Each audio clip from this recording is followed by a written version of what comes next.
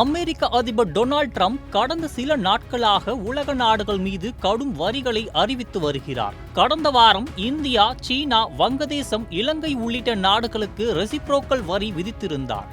இதனால் சர்வதேச வணிகத்தில் பதற்றம் ஏற்பட்டது.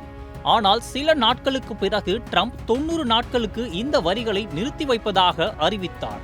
எனினும் சீனாவுக்கு மட்டும் இந்த விலக்கு கிடைக்கவில்லை. சீனாவுக்கான வரியை 145% உயர்த்தியதால் அமெரிக்காவில் சராசரி வரி 27% உயர்ந்தது. இது கடந்த 100 ஆண்டுகளில் இல்லாத அளவாக பார்க்கப்படுகிறது. சீனாவிலிருந்து வரும் பொருட்கள் இப்போது பெரும் வரிகளை சந்திக்கின்றன. இதன் விளைவாக அமெரிக்க பங்குச்சந்தை சரிவடைந்தது.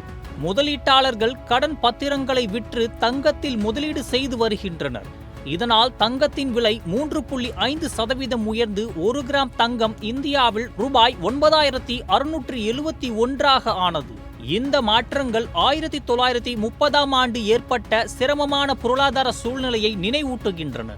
ட்ரம்ப் இப்போது இது குறித்து கூறும்போது, இந்த வரிகள் மூலம் அமெரிக்க அரசுக்கு தினமும் $2 பில்லியன் வருமானம் கிடைக்கின்றது என்கிறார். இதேபோல் அமெரிக்க வல்லுநர்கள் இதை கடுமையாக எச்சரிக்கின்றனர். சீனாவிலிருந்து வரும் பொருட்கள் குறைந்தால் அந்த வருமானம் குறையும் என்பதால் இந்த திட்டம் தோல்வியடைய வாய்ப்பு உள்ளது.